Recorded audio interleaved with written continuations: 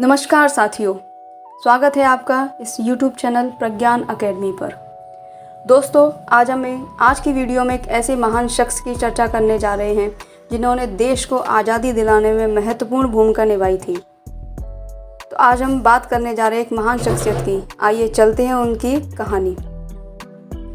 कहते हैं कभी कभी इतिहास केवल किताबों में दर्ज नहीं होता, कभी कभी वह इंसान के रूप में भी जन्म लेता है।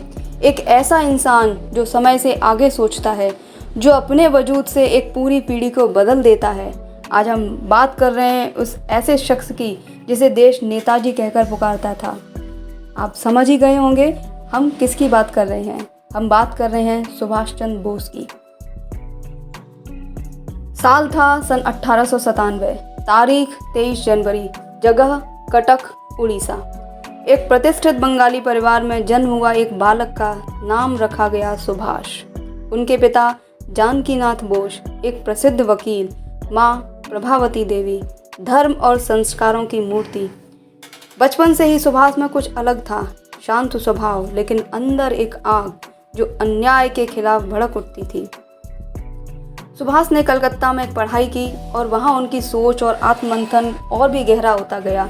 भारत की हालत उन्हें बेचैन करती थी। देश गुलामी की जर्जर जंजीरों में जकड़ा हुआ था और युवा सुभाष के भीतर विद्रोह पनप रहा था।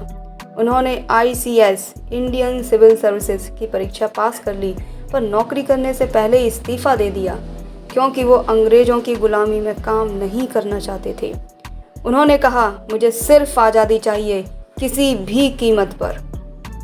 भारत लौटकर उन्होंने कांग्रेस का दामन थामा।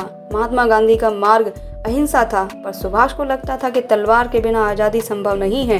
सन 1938 में वे कांग्रेस के अध्यक्ष बने, पर एक साल बाद गांधी जी से वैचारिक मतभेद हुआ। उन्होंने फॉरवर्ड ब्लॉक नामक पार्टी बनाई। अब वे स्वतंत्रता के लिए नई रणनीति बनाने लगे।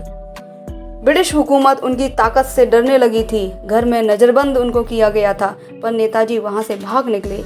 उन्होंने भेष बदला, रास्ते बदले और पहुंच गए जर्मनी और फिर जापान। वहीं उन्होंने बनाई आज़ाद हिंद फौज, इंडियन नेशनल आर्मी, जिसका सिर्फ एक ही लक्ष्य था, दिल्ली चलो। उनका नारा था, तुम मुझे खून दो, मैं तुम्हें आज़ादी दूंगा, और जय हिंद। इन नारों से देश गूंज उठा था। INA में शामिल हुए बहुत से हजारों भारतीय नागरिक, तो उनमें से कुछ ने शहादत दी तो कुछ ने इतिहास रच दिया था। तारीख थी 18 अगस्त सन 1945। एक विमान हादसे की खबर आई। नेताजी के निधन की खबर से पूरा देश हिल गया, पर क्या वो सच में मरे थे? वे अभी भी जीवित थे। यह एक रहस्य बना हुआ है।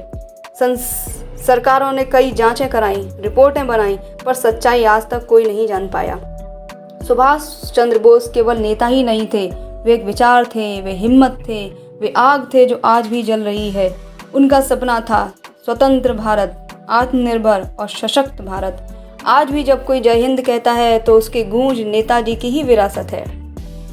तो दोस्तों, आज हमने एक ऐसे सपूत की कहानी सुनी जिसने अपना सब कुछ कुर्बान कर दिया सिर्फ और सिर्फ केवल इस देश को आज़ादी दिलाने के लिए, इस मिट्टी को गुलामी की जंजीरों से स्वतंत्र कराने के लिए। अगर आपको इनकी कहानी प्रेरणादायक लगी हो और आपको इनकी कहानी पसंद आई हो तो इस वीडियो को ज़रूर शेयर करें और ऐसे ही महान नायकों की कहानी जानने के लिए इस चैनल को सब्सक्राइब कर लें। धन्यवाद। आपका दिन शुभ रहे। जय हिंद। वंदे मातरम।